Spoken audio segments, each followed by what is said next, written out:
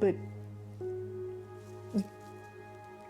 it was stressful. There was no end date, and they wouldn't tell me why I couldn't have a border permit, what I needed to do to get the border permit.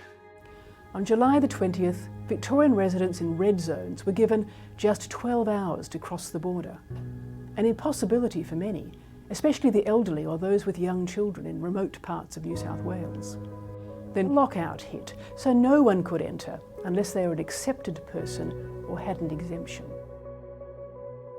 Overnight, thousands of Victorians were locked out of their own state.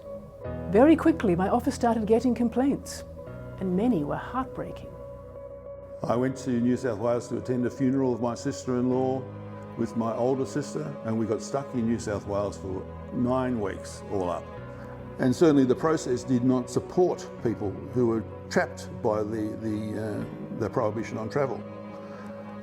It seemed to me to be particularly cruel to be forced to find accommodation to look after yourself with no access to work, no access to anything but your savings probably, or the charity of friends.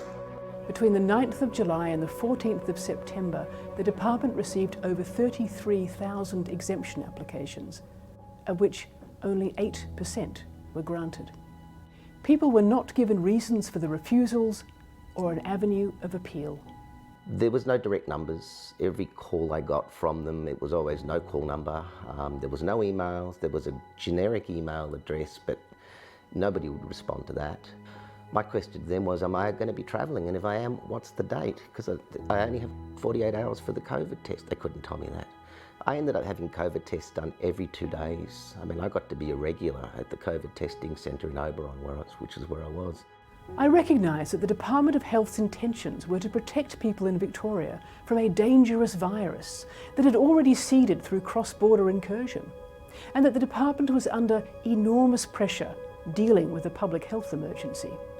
But the result was some of the most questionable decisions I have seen in my over 7 years as Ombudsman.